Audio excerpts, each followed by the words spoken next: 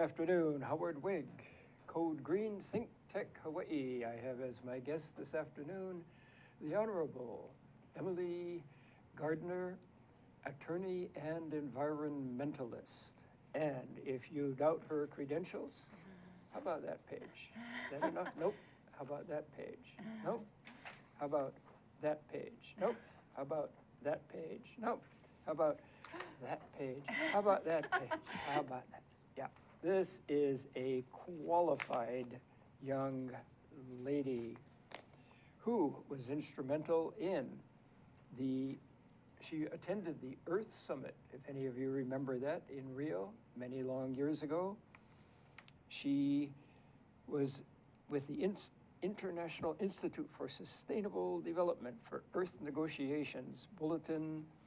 She has been very involved in the marine aspect of environmentalism, including first state co-manager of the Hawaiian Humpback Whale National Marine Sanctuary. But before we get into all of those environmental issues, I'd like to ask her about a past life where she specialized in pet law, and she wrote a whole bunch of articles, including animal hoarding. Can you briefly tell us what animal hoarding is? Sure. Animal hoarding is instances where people take on more pets than perhaps they're prepared to provide for, both emotionally, economically, because you have a pet, don't you? What kind of pet do you have? I have a cat, and I have a tenant with 3 cats. Okay, so you know about pets, and you know that having a pet takes economic resources. You got to feed them, you got to take them to the vet, you got to make sure they got water, you got to care for them if you go. Well, hoarders sometimes take on more animals than they're able to responsibly care for, and the problem is a lot of times they don't realize that they're not being responsible for caring for them, and they get kind of addicted when they see those little brown eyes staring back at them and think, I can just get one more, when really they can't. So, you know, the Humane Society and the county can come in and sort of help these people recognize that perhaps they've taken on too many pets and maybe neglecting them in the process. Yeah, I remember not too long ago, I think it was an elderly lady who had something in the order of 63 cats in her house. Yeah. Yeah, it can be a problem. You can love cats, but you should be careful as to the quantities which you do love, because it turns out to be neglect after a while. And a question, I was talking about you with my office mate just before coming here, and one area of controversy is the inherent viciousness of certain dog species. It used to be Dobermans a while ago, and I just got back visiting a friend on the North Shore who has the most friendly, super animated Doberman known to man. She doesn't have a vicious bone in her body. She's just super friendly. Now pit bulls are the big, sort of downgraded dog. Yeah. Can you address, is this inherent viciousness or?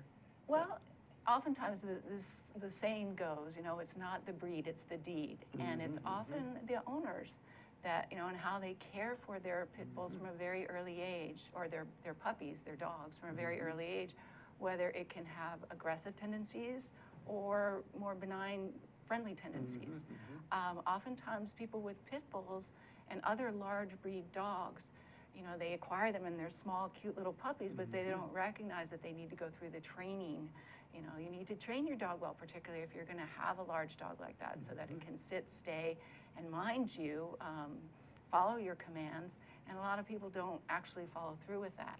Now, when you have a small dog, like I have a Silky Terrier and a Bichon Frise, if I have trained them, by the way, but if I hadn't had them trained, my dogs are much less likely to cause mortal injury than a Doberman or a Pit Bull or a German Shepherd, which hasn't received that training.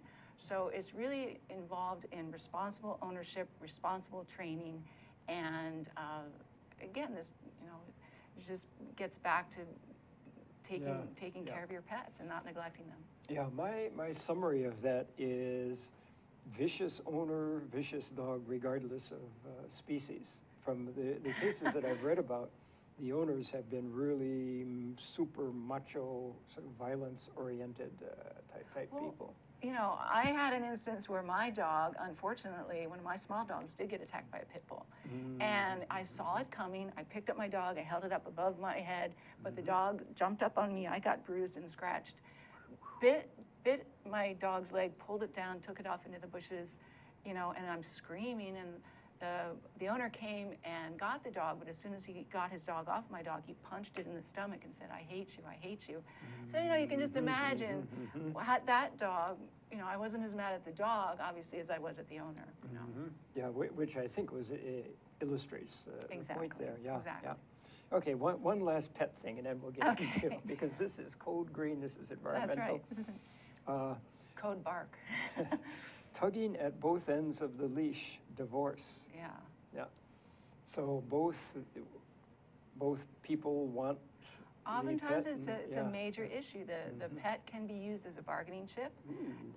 The pet, actually, the pets have been included in more domestic violence legislation because people actually will go and take violent actions against potential, you know, a prospective ex-partner's pet as a way of, you know, getting back at them. So it's been incorporated in domestic violence legislation.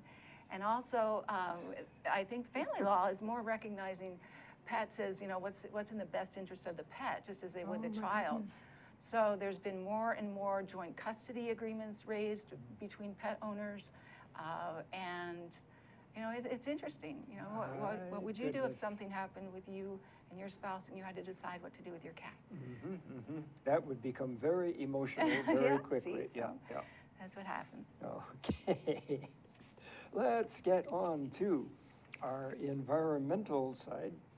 One of the many, many, many things you've been involved in is something called the Majuro, or is that how to pronounce it? Majuro Declaration? Majuro Declaration on Climate Leadership. I haven't been directly involved with it, but I'm very excited about it, and I want people in Hawaii to know that Hawaii is a signatory of the declaration, and the declaration came in effect in 2013, sort of as a result of the foreign minister of the Marshall Islands recognizing that climate change was occurring and had been occurring at a much more accelerated pace than was originally thought. They looked at the greenhouse gas emissions at Top Mauna Kea in 2013, recognized there were 400 parts per million, a level that we had never reached before, and said, hey, we have to do something about this, or the pace of climate change is going to accelerate and lead to 4 degrees increases in temperature by the end of the century, as opposed to only 2, which was what was initially projected. So the minister of the Marshall Islands is sort of wanted to have a new wave of climate leadership, got the Pacific Island Forum to sort of, I guess, stimulate the development of this declaration. And 17 Pacific Island nations have made commitments under the declaration to reduce their greenhouse gas emissions and to undertake climate mitigation and adaptation measures. What I find most exciting about it, in terms of being a Hawaii resident, is the U.S., which is sort of associated on more ministerial, not direct level, with the Pacific Island Forum, sort of as a delegate, was invited to participate and has signed on to the Majuro Declaration. But Hawaii was the only sub-state, non-government entity which had the opportunity to sign on. And Hawaii made really progressive and forward-looking commitments, both in terms of climate mitigation efforts and in terms of climate change adaptation efforts. And we can talk more about that.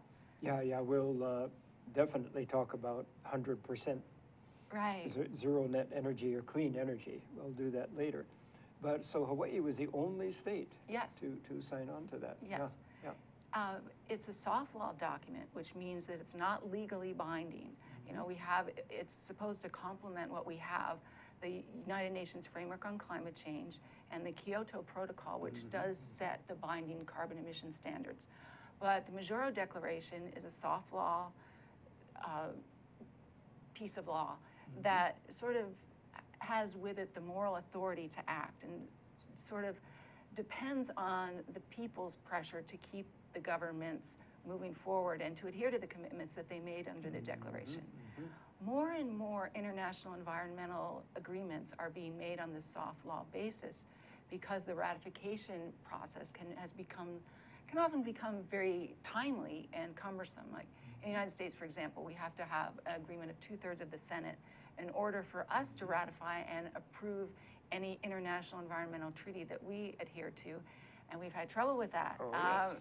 And we have signed on to the climate change agreement, but we have not signed on to the Kyoto Protocol of the United States, and we haven't made any pressing commitments or any legally binding commitments under the Kyoto Protocol. So the Majuro Declaration is, as I hope it is, it's creating a new wave of climate leadership and as using Pacific Islands as a model to really get people to act on climate change mitigation, which is the reduction of greenhouse gas emissions and with things that stop climate change from occurring, as well as climate change adaptation efforts, which say, okay, we recognize climate change is occurring. Yeah. Let's embrace this as an opportunity to have forward-thinking actions that are going to help build our economies, take advantage of the new technologies that are developing to address climate change, address clean energy initiatives like the Hawaii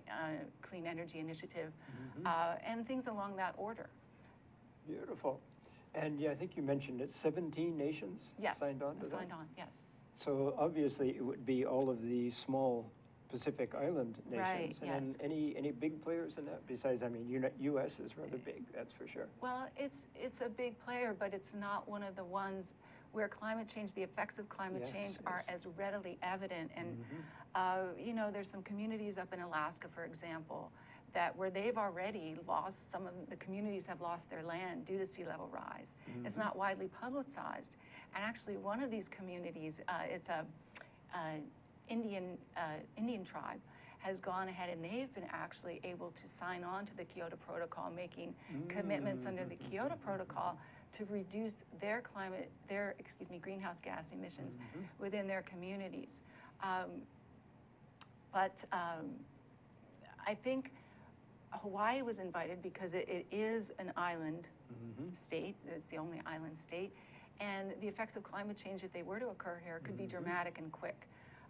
We've seen, I think more recently this year on the news, Tuvalu had just had all the cyclones that came through and wiped out lots of people, and there were a lot of deaths and injuries. We had Hurricane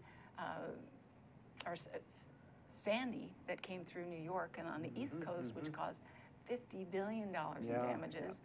And then the Kiribati, which is a very low-lying country, and its government has actually gone out and purchased land in Fiji because they've noticed the climate change and sea level rise is occurring at such an accelerated pace that they need to find somewhere to go.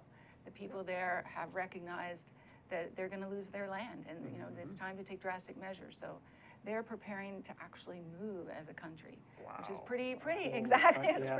It's pretty remarkable. Yeah, I know that a lot of the Pacific Islands are just atolls. Yes. And the maximum height is maybe just 6 feet, if not more like 5 feet. And and that's where they have their agriculture planted. But as the sea level rises, the room for the roots gets less and less and less, and some of the agricultural plants start dying. That's exactly right. And I had this experience once when I was at one of the, I was talking to some of the delegates from Kiribati, and they were telling me that because of and this was in the 90s, this was back in the mid 90s, because the weather patterns, the cyclone patterns had changed so dramatically that they didn't have access to fresh vegetables.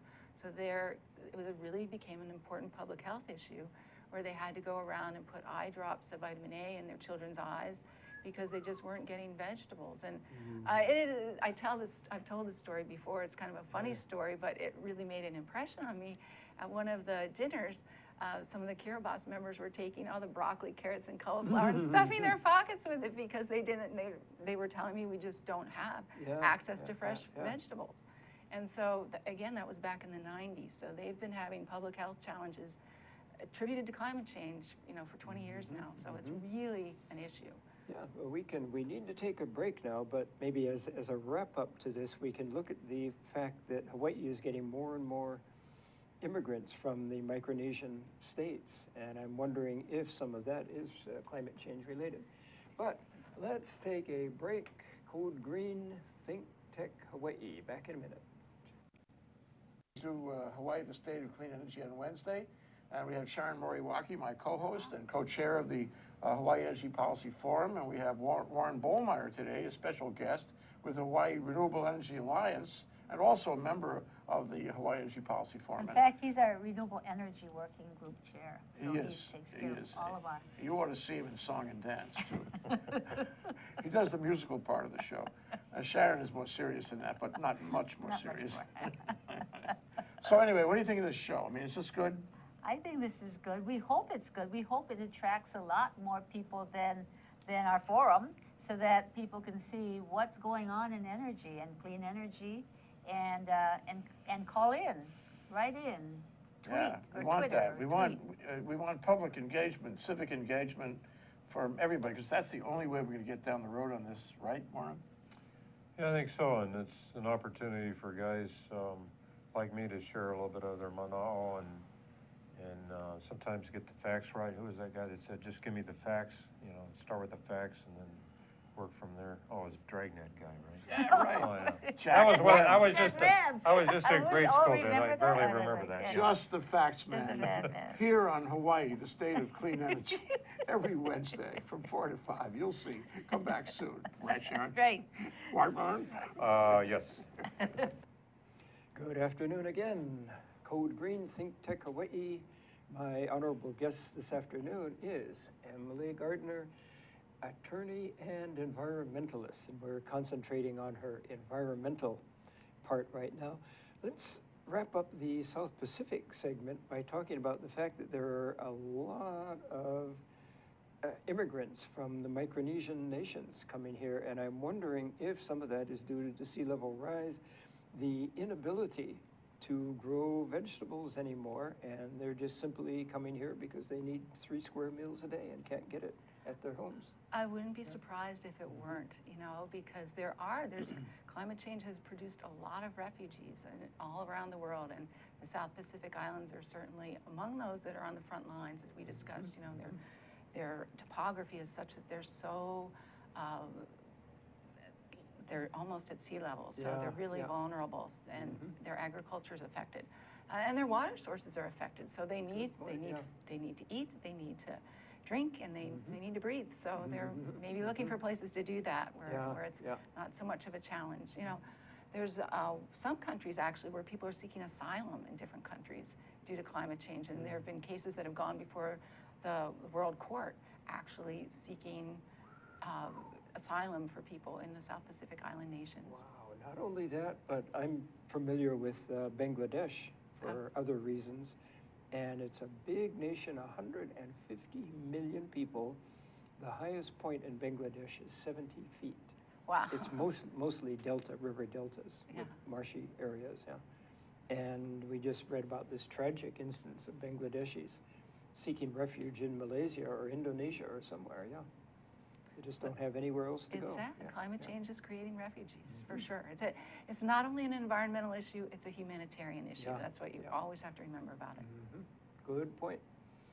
So, on a maybe cheerier note, another one of your many, many programs is called Aloha Plus Challenge. What in the world is that? Well, this is, again, it's a state program, which I'm just again, as a state resident, I feel really happy about that I live in a state that's enacted such a challenge. Our legislature, perhaps in response to our commitments under the Majuro Declaration, has gone ahead and enacted legislation to create sustainability targets for Hawaii as a state in 6 areas. And the first is clean energy, and we're trying to get to 70% clean energy use by 2030, and all these targets are to be achieved by 2030.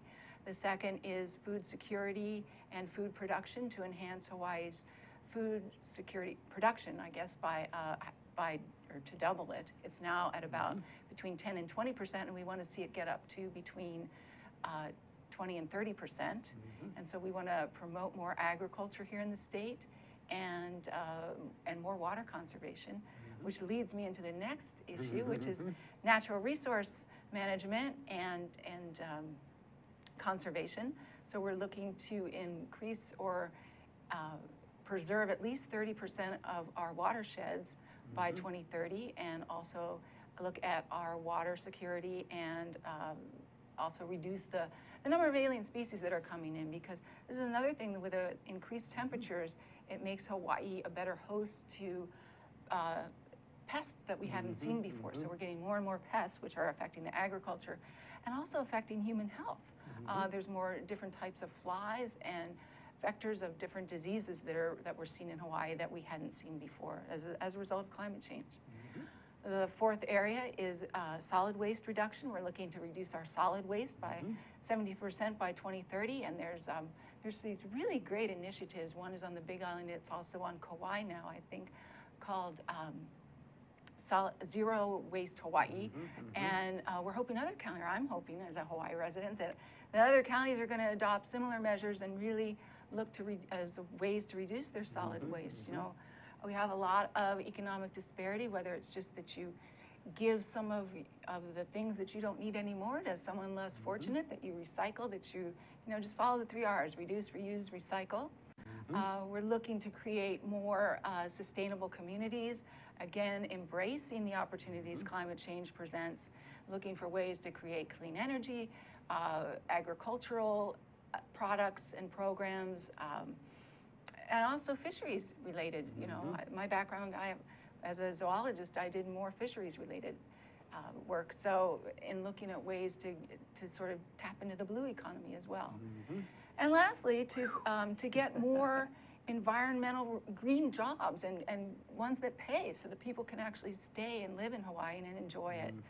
So I just think it's exciting that I'm in a state that's sort of at the forefront of all the states in the country in addressing climate change, mitigation, and adaptation, and nobody seems to know about it.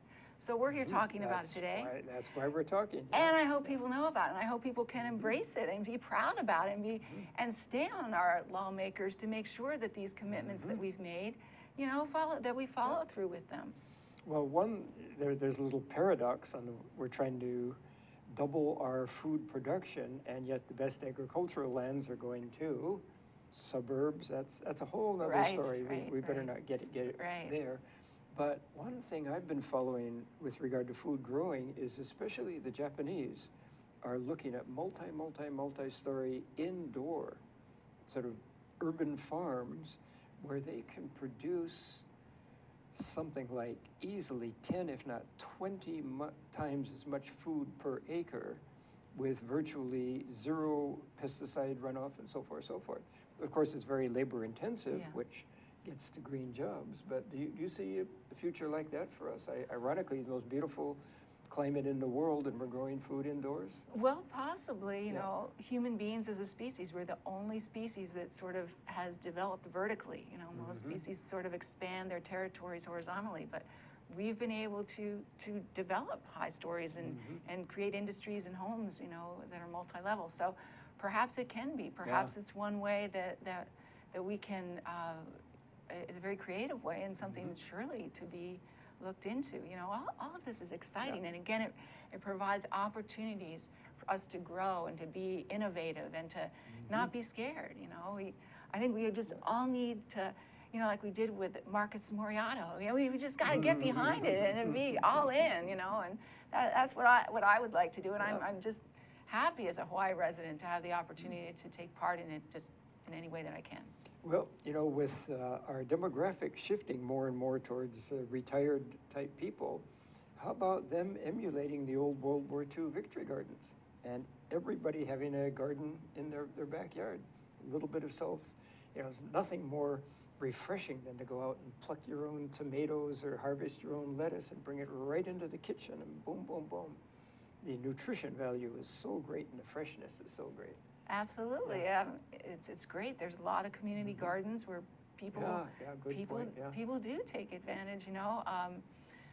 I think all these ideas are just great. And again, I think this whole Aloha Challenge thing presents opportunities for every single resident of our state to participate on some level, whether it's conserving the amount of water that you use to brush your teeth, to taking a different type of transportation to work, to growing your own food, to, we all can participate. We all can see to it that when 2030 rolls around, we'll have achieved something and we'll really be on the world map, as a global leader in integrated sustainable development. And I think we've got a marvelous opportunity, and I think we should all embrace it. I love it.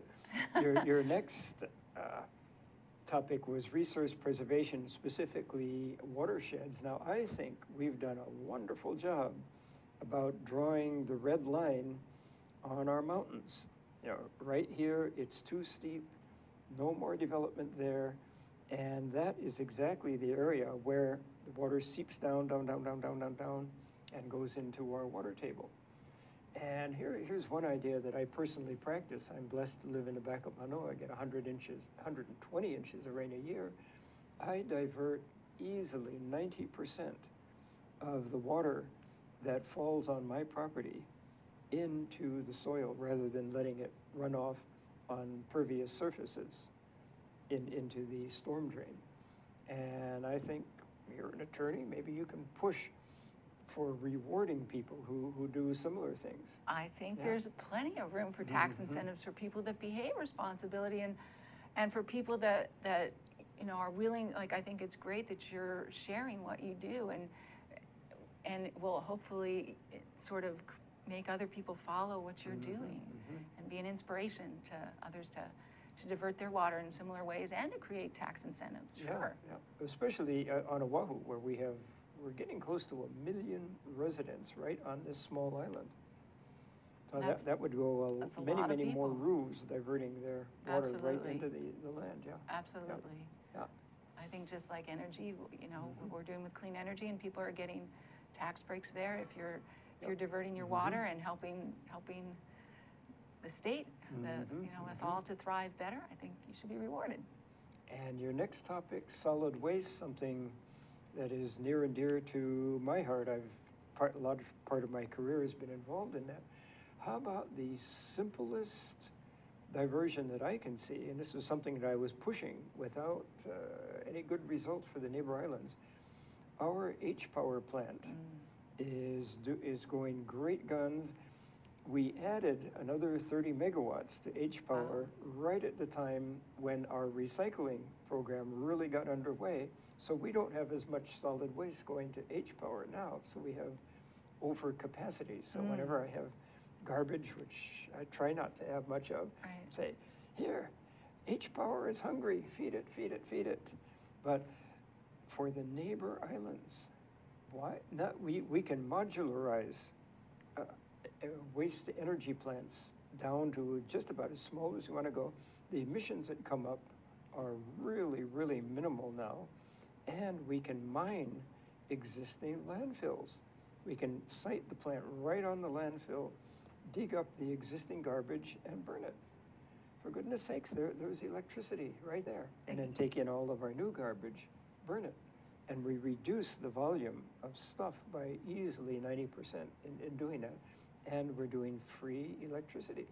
What do you think about all that? I think it's very exciting, and I think we got to get the other counties on board and following the H-Power model. And again, it's a matter of where our tax dollars go. This is a great opportunity because H-Power in particular, it solves two issues. It solves the solid waste issue, and it addresses clean energy. Yeah. So it's really a win-win, and I think getting the other counties on board, particularly if you can do it in a cost-effective manner now, if you can get these plants going so it's not so costly, because I understand the technology when it first came out was pretty expensive, but if we've reduced that and make it more viable, let's go. It's just like so many other technologies, the cost is going down, the quality is going up. And on that cheery note, we need to take another break. Howard Wiig, ThinkTech Hawaii, will be back in a moment. Ted Ralston, folks, host of our show at ThinkTech Hawaii called Where the Road Leads, where we talk about technology influencing the future of Hawaii. Technology, of course, is the art of solving problems. We always bring in interesting and informed guests who can see from different perspectives and different points of view how that future might unfold and how technology can assist us in getting there. So once again, join us 4 o'clock to 5 o'clock on Fridays. Ted Ralston, your host. And please, if you have ideas that you'd like us to address on this show or folks who you think should be on it, let us know. Aloha, I'm Hunter Hevelin, host of Sustainable Hawaii here at ThinkTech Hawaii. You can tune in every week on Thursday at 2 p.m. to see interviews with sustainability professionals from around the state and even further abroad, learning about activities with water management, food security, waste management, and a whole host of other fascinating opportunities to get engaged with making a greener island. So if you're interested in making the transition from consuming individuals to communities of producers, check us out every Thursday. Good afternoon for a final time. Howard Wiig, Code Green, ThinkTech Hawaii, my guest. Emily Gardner, attorney and environmentalist. And we are focusing on Emily's environmental enthusiasms today. Let's just wrap up our last topic, namely garbage to energy. Due to my own involvement in this field, I know that there are companies out there who, they're garbage to energy companies, they can modularize their technologies. If you want just a small unit, you can have that. If you want 2 of them, 3, 4, 5, however much you want. That's number one. Number two, they will actually pay all the initial expenses for installation and operation based on their projections about how much electricity can be sold from that, and then they reap their return via the sale of electricity. I think it's a great idea. I've heard of these before called lonations. And I think, again, we've got to get these counties to take advantage of this technology and to take advantage of the price reduction and the increase in efficiency that you've noted. And it's exciting, and you know, I think we should just promote them to go forward with it. Again, it's a win-win. Clean energy, waste reduction. Yep. And before we get to our final topic, you mentioned fisheries. You have a long background in ocean law and in protecting the humpback areas and so forth, Yes, I was the Marine Protected Species Coordinator for the state of Hawaii for a few years, and I was the first co-manager, the state co-manager of now this has a very long name, the Hawaiian Islands Humpback Whale National Marine Sanctuary, which is going to be changed even into a longer name. There's a proposal drifting about to sort of recognizing it, that it's no longer appropriate to be a single species sanctuary because the humpback is recovering, and they're looking at other components of the ecosystem to manage in a marine protected area, expand the boundaries, whatnot. So the humpback would just kind of be the canary in the coal mine if we supply a nice he's a environment. big canary, but a 40-foot canary. So aren't we doing a pretty darn good job? To my knowledge, there's that humpback area around Maui, Lanai, Molokai. That's kind of their central breeding grounds. We are. The whale populations have rebounded, and we are doing a good job. So I think in recognition of the fact that the Endangered Species Act and the Marine Mammal Protection Act are working, they're looking to acknowledge other components of the ecosystem that perhaps may need a little bit more help. And some of this is due to climate change, like our corals. Our corals need help. Our nearshore communities need more help. And I think they're looking at expanding the boundaries of the sanctuary to address that, and also to address humans, our role in the ecosystem, and how we can better manage our behavior to protect nearshore environments. And since I'm part of the Department of Business and Economic Development, let me point out that the better care we take of the oceans and the humpbacks and other species, the more marine or eco-tourists we come to Hawaii, and they really want to see those whales. Absolutely. I'm not sure exactly what percentage of our economy is tourism based on marine tourism, but I'm sure it's millions, if not billions of dollars a year. And again, that's another reason for us to address climate change and adapt so that we keep that sector of our economy strong, because a lot of us rely on it. Either tourist-related jobs and careers, fisheries-related jobs, careers, you know, it all trickles down. So we gotta keep our marine tourism sector strong. So, and again, scuba diving is a big, big tourism component. The healthier our marine environment, the more scuba divers we get. That's Yeah, exactly yeah. right. That's exactly right. So that's a nice tie-in. So let's wrap up with House Bill, what is it? Anyway, the bill that was recently passed, and it made the New York Times the bill that declares we will be 100% energy self-sufficient by the year 2045, which is just 30 years from now. That was expanded. We had, the old model was 70% clean energy by 2030. This is really, really ambitious. We made news worldwide about it. And I need to clarify, this is the energy use pie in Hawaii is divided roughly into 3 equal segments: ground transportation, air transportation, and electrical generation. And this bill addresses electrical generation only. So on that cheery note, you want to give your thoughts on it? Again, I just think as a Hawaii resident, and a longtime Hawaii resident, I'm just ecstatic that we've taken these really very progressive, on a global level, you know, we made the New York Times, and I wish more Hawaii residents, you know, you and I are sort of in the environmental business, if you will, Yeah, but I think a lot of the general population isn't aware of just what an opportunity that we have here in terms of being a major player on the world stage in terms of energy efficiency, using renewable energies, and in climate change mitigation and adaptation. It's just exciting, and I think we all need to get behind it just as much as we do Morris Morioto. I don't even know if I said his name. I'm not a football fan, but. So a recent headline, again in the New York Times, was regarded the fact that the head of Tesla started out as a super duper electric vehicle, and that related to improving batteries. And I forget, Mr. Musk is the CEO's name. He began to sense that people, as in battery development, people are more interested in having batteries for their homes than in their cars. And he declared that when the huge mega factory in Nevada is completed, he will focus more on home batteries that will take the home off the grid. That's exciting. And within a week after he announced that, all of his projected batteries were sold, and the factory isn't even completed yet. Wow.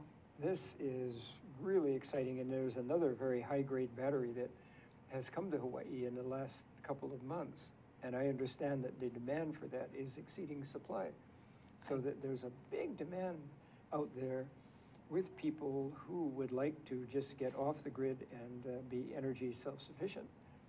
And my field is energy efficiency, and as much as we do, there's always more to do. Just for instance, the lights shining on us right now used to be incandescent, and they used to be hotter than blazes. Now they're all LEDs. I would imagine that the wattage has gone down by a factor of 4, say from 2,000 watts to 500 watts. And we have zero heat. You feel any heat on you? I don't. Yeah. And this is an example of the promise of LED technology. You can reduce your lighting wattage by a factor of 10.